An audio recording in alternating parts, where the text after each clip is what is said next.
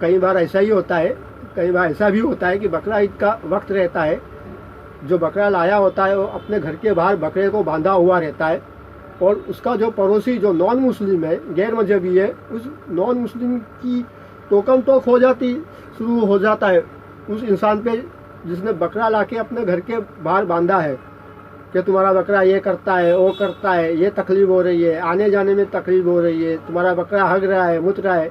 ये टोकन टोक शुरू हो जाती है उस नॉन मुस्लिम की उस मुसलमान पर जिसका बकरा उसके घर के बाहर बंधा हुआ रहता है। तो उस टोकन टोक करने वाले को मैं ये कहूँगा कि अब बकरा खाएगा, पिएगा, हगेगा, मुतेगा तो ज़रूर। तुम भी खाते हो, पीते हो, क्या तुम हकते मुतते नहीं हो? अपने पिछवाड़े में क्या बूछ लगा लेते हो, या अपने आगे के सामान को तार से बांध लेते हो?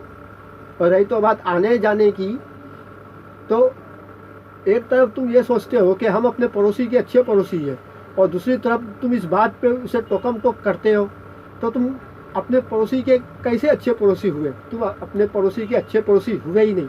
अगर तुम अच्छे पड़ोसी होते तो इस बात को बर्दाश्त कर लेते।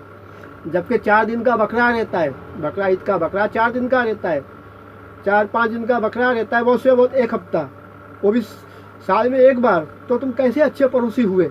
साल में 1 बार 1 हफ्ते की तकलीफ बर्दाश्त नहीं कर सकते? तुम अपने पड़ोसी के अच्छे पड़ोसी हो ही नहीं। मत सोचो कि हम अपने पड़ोसी के अच्छे पड़ोसी हैं। तुम अपने पड़ोसी के अच्छे पड़ोसी हुए ही नहीं, क्योंकि 1 हफ्ते की तकलीफ बर्दाश्त नहीं कर सकते तुम, फिर कैसे अच्छे पड़ोसी हुए तुम?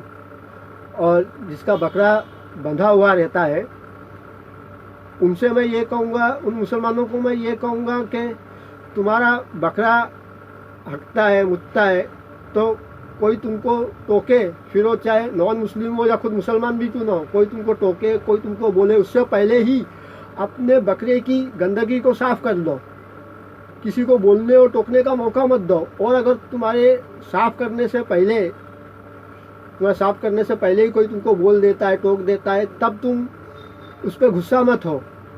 उसे ठंडा दिमाग रख के सही तरीके से जवाब दो कि ठीक है, हम साफ़ कर लेंगे, आप टेंशन मत लो, सही हो जाएगा, हम साफ़ कर लेंगे। ऐसा उसे ठंडा दिमाग रख के उस टोकने वाले को जवाब दो, ना कि उससे झगड़ा कर लो, ना कि गुस्से में आ जाओ।